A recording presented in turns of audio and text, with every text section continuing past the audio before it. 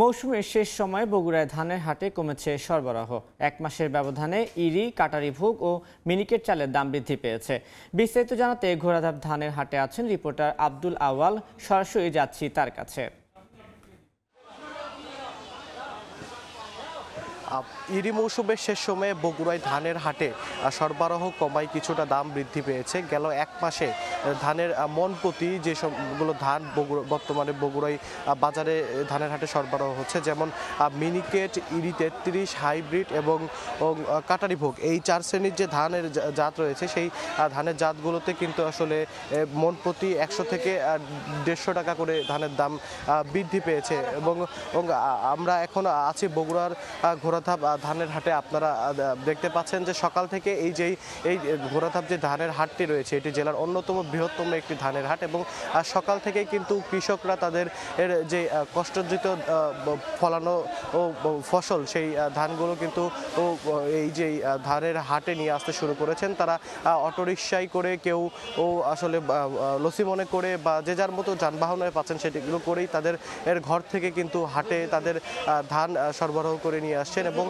আপনারা দেখতে পাচ্ছেন যে ধানের যেই এই আড়তদাররা রয়েছেন সেই আড়তদাররা কিন্তু এই যে হাটের যেই মোকাম সেখানে কিন্তু তাদের কৃষকদের কাছ থেকে ধানগুলো ক্রয় করার পরে সেই ধানগুলো এখানে জমা করছেন। এবং আড়তদাররা যেমনটি বলছেন যে আসলে এখন বর্তমানে বাজারে ইরি 33 জাতের যে ধানটি রয়েছে সেটি কিন্তু 1310 থেকে 20 টাকা মনে তারা ক্রয় করছেন, এবং এক মাস আগেও এই ধানটি কিন্তু তারা 1150 টাকায় ক্রয় করেছেন।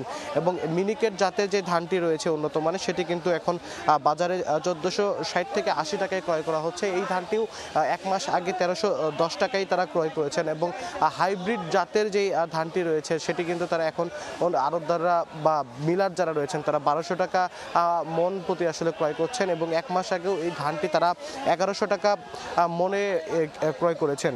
এবং সর্বশেষ যে কাটারি ভোগ রয়েছে সেই কাটারি ভোগ এখন ধানের হাটে 1420 টাকা মনে বিক্রি হচ্ছে।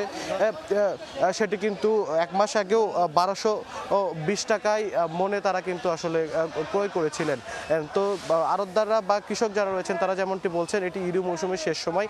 এপ্রিল থেকে শুরু হওয়া এই মৌসুম কিন্তু আগামী মাস আগস্ট পর্যন্ত চলবে, এবং শেষ ভাগে হওয়ায় কিন্তু ধানের দাম কিছুটা বৃদ্ধি পেয়েছে। এতে করে মিলারদের দাবি তারা আসলে ঠিক ন্যায্য সরকার নির্ধারিত দামে কিন্তু চাল বাজারে সরবরাহ করতে পারবেন না। তো এই ছিল আমার কাছে ধানের হাট থেকে সর্বশেষ।